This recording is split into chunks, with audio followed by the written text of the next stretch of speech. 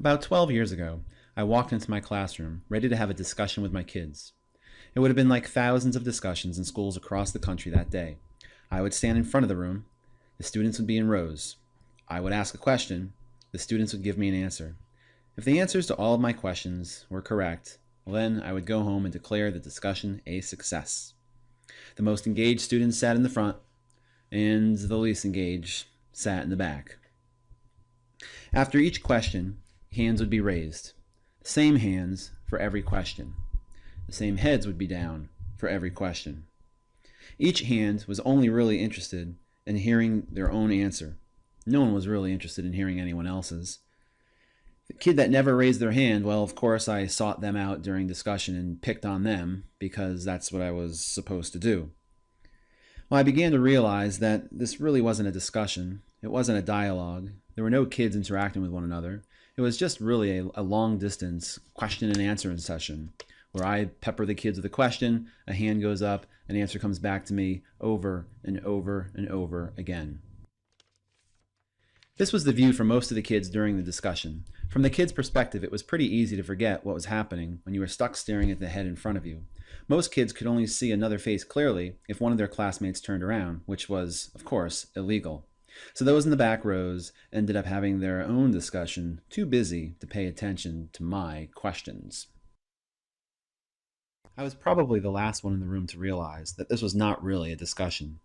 What we were doing would not prepare the kids for anything except for more schoolhouse question and answer sessions. No ideas were explored, no conclusions were drawn, there were no exchanges between students except for the occasional argument that resulted in nothing new being learned by either student.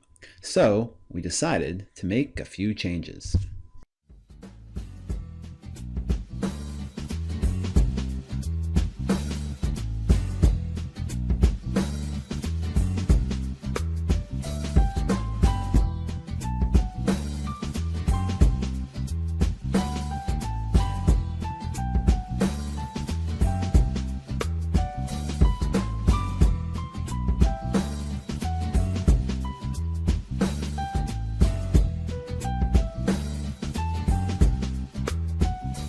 And with our new setup, we of course needed new rules. First student comes into the circle, and depending on what we're doing in class, they might be answering a question, they might be sharing their conclusion to whatever problem that we've been working on in class.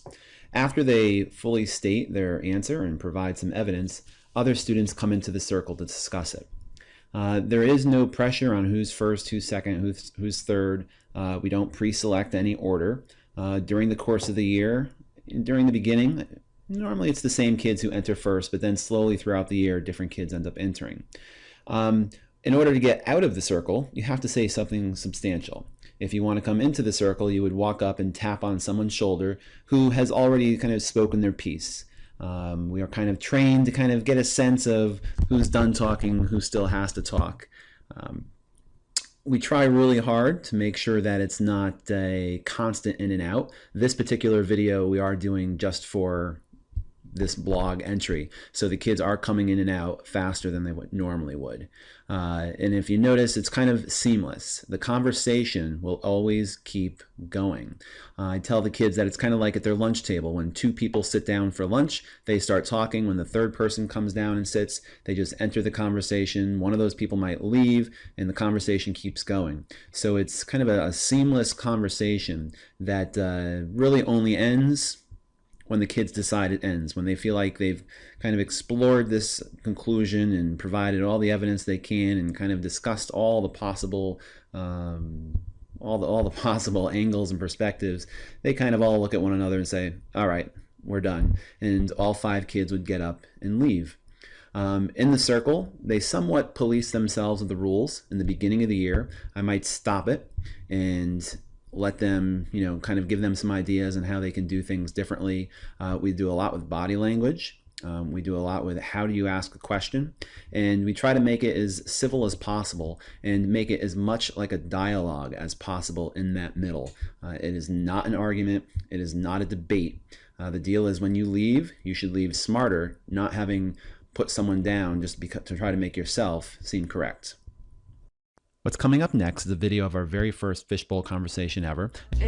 It's not like people just don't care about the laws. Like, some people need to steal stuff for their family. Like, would you steal a car for your family? They don't. Yeah, whatever you gotta do. Yeah, like I would steal a car for my family.